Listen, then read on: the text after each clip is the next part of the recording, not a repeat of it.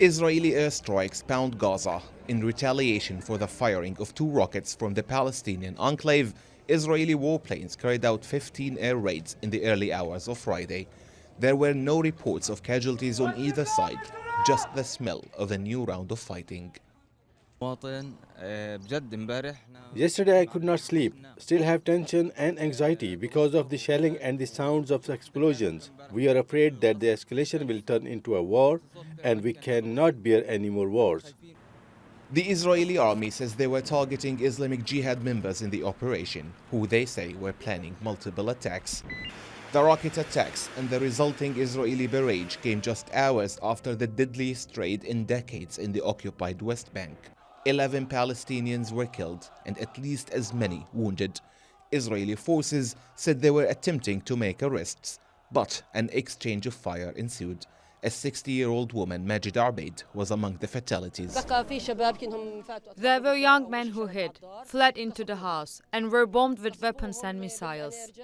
Windows, doors, walls, and even the refrigerator were damaged by the Israeli forces' bullets. 2022 was the deadliest year for West Bank Palestinians since 2006, and this new year has started just as badly. Israel has already killed more than 30 Palestinians across the occupied territories, and the violence is echoing here in Gaza. The current escalation seems is a test for Benjamin Netanyahu's new far-right government and the hardline policies it has planned. The massacre that the Israeli occupation army committed this morning in Jenin city confirms the racist, fascist, and criminal right-wing occupation of the Israeli government. The resistance will always be ready to defend its people everywhere. This is an ongoing and escalating revolution until the occupation is kicked out of the entire Palestinian land. A senior Israeli official told the media the raid in Jenin was to do with the threat level against the troops and does not necessarily imply a policy change. Of course, far-right officials were keen to praise it.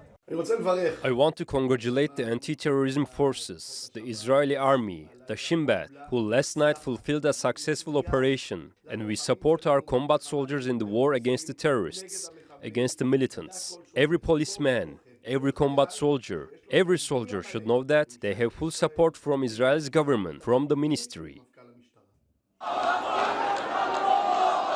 The pain, anger and frustration of Palestinians in the occupied West Bank are laid bare at their funeral ceremonies.